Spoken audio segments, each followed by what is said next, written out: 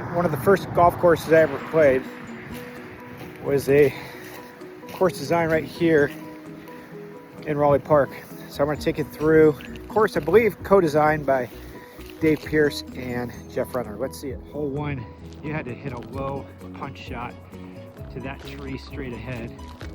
Skim the wickets. This is where you really perfected the art of keeping the ball low even with a wedge.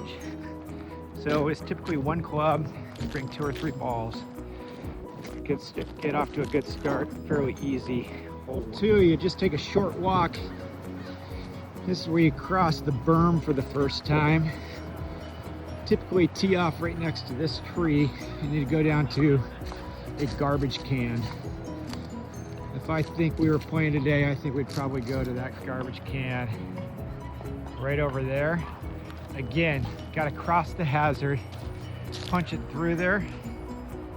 3 is a pretty darn good score on hole 2. After you'd hit the garbage can, you'd pass by the tennis courts. You'd walk over across the path. This is the first time on the course you're hitting a pretty full shot up the hill. Now these trees are a lot bigger than they were back in the day. So you had a pretty clear shot up the hill. That tree right up there, that was the base of the hole. You'd hit a pretty full wedge. You could make it 2 if you hit a really good shot. 3 still next. It's pretty windy and wet today, so I'm just gonna not walk up that mud hill, but you tee off top of the hill. Again, you're crossing the creek. There was a little cement pylon back in the day. Is it still there back in the fort? I think so. Right back in there, you'd hit a cement pylon. Oh no, there it is. My bad. There's the cement pylon. Rumor has it, one fame round tennis instructor over there had one of his students near these bushes over here. I think they were a little bit of hooking up. That was again mid-80s. After finishing down by the cement block, you'd cross the creek again. And you'd come up this narrow chute at the top of the path. There's a Raleigh Park sign or a garbage can. You'd play up to that, and then you'd tee off, and you'd come back down and finish at that tree there. So 2 holes to up and back. Again, narrow chute challenges the control with just 1 wedge. From there, we back up. We're going back up the hill. Again, you'd have to contend with the traffic of the day, walkers, dogs, soccer players, etc. This was really your first chance for an ace. A short par right up the hill there to that tree. It may have even been where that lady is to that tree. One of those 2 trees was coming back up, and that's where we'd enter the school holes. They talk a lot about the famed walks in golf, walking towards 15 and Cypress, or maybe the home of Park Golf, where you begin to enter the school holes. You emerge at the top of the hill, you drop the ball here, and second base was the hole down the way. A little punch. There was no fence back in the day. Again, a lot of obstacles to avoid.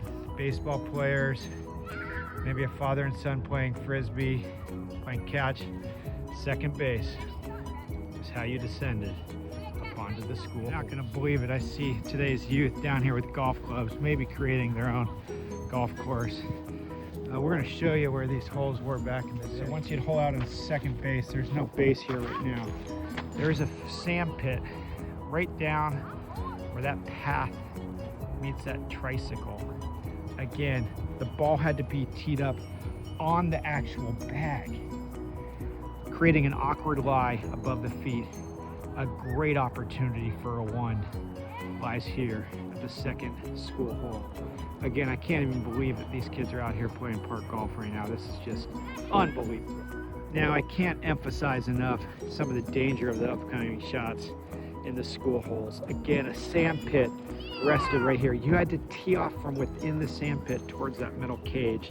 and that metal cage down in the corner of the school was the hole. The cage was much smaller back in the 80s. You're firing right at the school, there's windows, there's kids running around.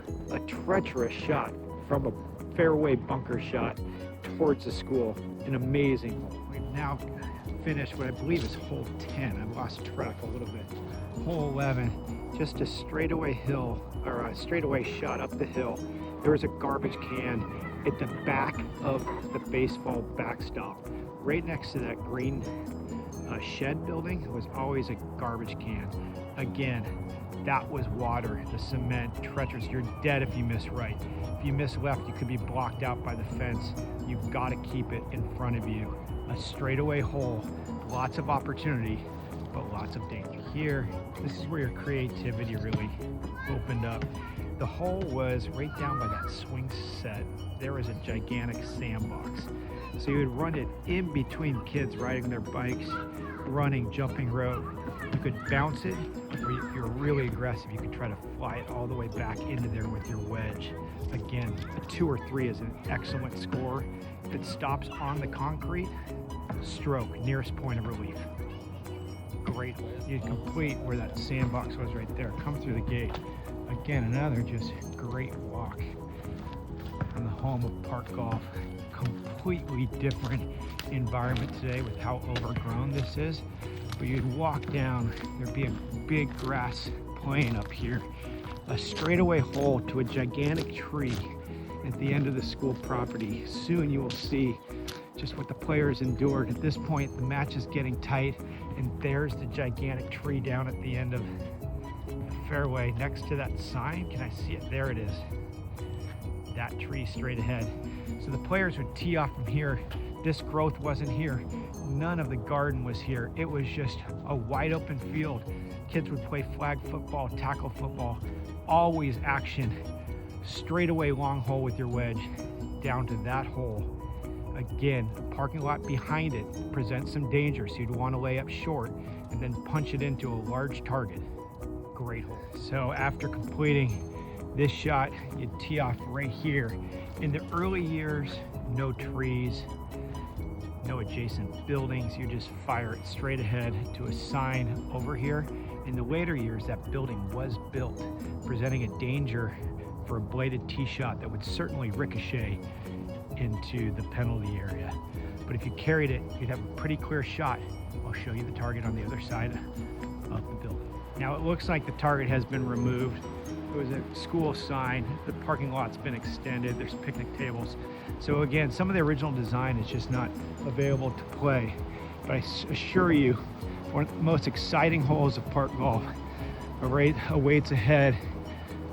This walk to a platform, to a blinded tee shot, down to a school sign that I know has since been removed. But now you're up here at school. You're going to descend back into the park. So the transition of this great layout, again, these trees are just way bigger than they were. But we were pitching down to that area over the trees. You would tee off from this green, an opportunity if you brought sand wedge to really excel. Otherwise, you had to loft a wedge to get it over the trees and sit down below, avoiding all danger of the trees, pedestrians, cars, etc. A great elevation dropping hole. Now again, that sign was right here, and this is where some of the design features, it's just really hard to even emphasize enough how ambitious the early designers were of Park Golf, how they ignored the safety measures of today. That is a swimming pool full of kids in the summertime. The tee box laid just in front of the pool. You had to loft a wedge over the pool to the creek drain basin, which was just on the other side of the swimming pool. If you bladed it into the fence, penalty stroke would surely drop into the swimming pool. You'd get some comments from the lake guard and parents nearby. This is where the adrenaline of the final stretch really kicked up. You had to hit the perfect shot at the perfect moment. A great design. The drain basin back in the day came to rest right in here. The creek has been diverted since then. And just like other great holes, not every design treasure has a spectacular finishing hole.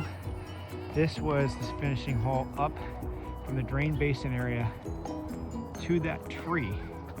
So that lone tree, yours truly happened to skull wound into the tennis instructor's son's forehead. He immediately had a big golf ball sized lump on his forehead. I thought we were done forever. No, the tennis instructor came down and told his son to be careful and stay out of the way of the golfers. That was the respect that Park Golf had back in the day. Thank you.